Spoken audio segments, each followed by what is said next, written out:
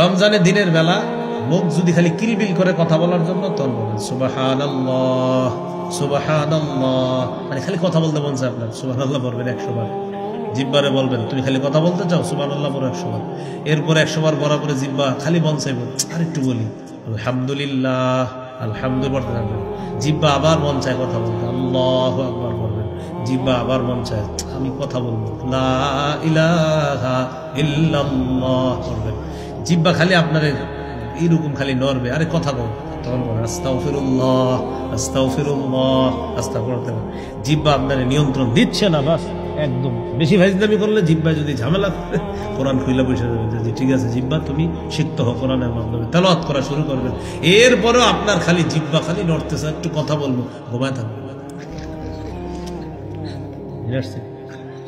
কারণ ওই যে ছিদ্র হয়ে যায় রোজা, কয় অপরাধ, 2 মিথ্যা গীবত, আর এই মিথ্যা গীবত জিহ্বা দিয়ে ও যে কি শুরু করবে কোন দিকে যাবে আপনার খবর নেই।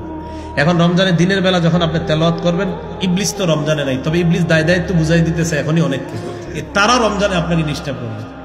আপনি তেলাওয়াত করতে বলবেন, নিয়ত করবেন 3 বার বলবেন, হঠাৎ পিছন দিয়ে একদিনকে বললেন আসসালামু আলাইকুম, আপনার কি দরকার আছে এখন সালাম দেওয়া, দেখতেছেন না তেলাওয়াত করতেছে, তো যাক সালাম দেওয়ার পরে তো আপনি তাকাইছেন ভাই কি হয়েছে, একটু কথা বলতে আসছিলাম, আমি তো 3 বার বলবো, আচ্ছা বইরেন একটু ইয়া করুন, 1 পারা বইরা বন্ধ করে ফেলছে, বাকি কয় পারা আছে ওনার আরো, তো জিজ্ঞাসা কি অবস্থা, ভালো আছেন তো, আলহামদুলিল্লাহ, সাহারি খাইছেন, আলহামদুলিল্লাহ, প্রশ্ন ভালোই ছিল, রোজা রাখছেন তো, আলহামদুলিল্লাহ, তো তারাবি পড়ছেন, হ্যাঁ আলহামদুলিল্লাহ পড়ছি, করাকাত পড়ছেন,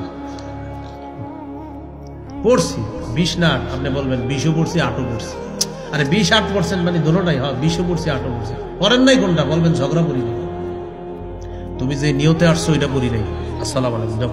নবীজি হাদিসে বলছে ফাইন সাব্বাহু আহাদুন, ঝগড়া করতে কেউ যদি আসে তুমি বলবা ফাল্যাকুল ইন্নী মিরউন সাইম, আমি রোজাদার, ঝগড়ার সুযোগ নাই। এই নিয়ত করে আসছিল আপনার অনেকক্ষণ বুঝাবে বিভিন্ন বিষয়, বুঝছেন, এজন্য আপনি যে বুদ্ধি করে 20ও পড়বেন 8ও পড়বেন, যদি বলে 20 বলবেন হ্যাঁ 8 হ্যাঁ দোনোটাই হ্যাঁ, 20ও পড়ছো হ্যাঁ কেন, সাহাবায়ে কেরাম 8ও পড়ছো হ্যাঁ কেন, নবীজির 12 মাসের আমল 2টি পড়ছি, 20 পড়ছো আর তারাবি পড়ছি, 8 পড়ছো নবীর 12 মাসের আমল তাহাজ্জুদ, এই জন্য এটা দুটোটা পড়ছে, তো বড় নাই কি ঝগড়া করি। রমজান মাসের প্রথম রাত যখন শুরু হবে, শয়তানকে শিকলে বন্দী করা হবে, প্রথম রাতে আপনারা তারাবির সালাতে অংশগ্রহণ করবেন ইনশাআল্লাহ। সাহাবায়ে কেরামের ঐক্যমতে 20 রাকাত তারাবি, সাহাবায়ে কেরামের ঐক্যমতে কয় রাকাত তারাবি, 20 রাকাত তারাবি, তো তারাবি 20 রাকাত পড়বেন। পড়ার পর আল্লাহ যেহেতু সাহরির সময় উঠাবে, সাহরির সময় উঠে 8 রাকাত তাহাজ্জুদ পড়বেন। 8 রাকাত তাহাজ্জুদ নবীজির 12 মাসের আমল, আর তারাবি 20 রাকাত এটা সাহাবায়ে কেরামের ঐক্যমতে এটা রমজানের আমল, আর 8 রাকাত তাহাজ্জুদ এটা হলো পুরা বছরের আমল। আপনি চাইলে আজকে রাতেও 8 রাকাত তাহাজ্জুদ করতে পারেন।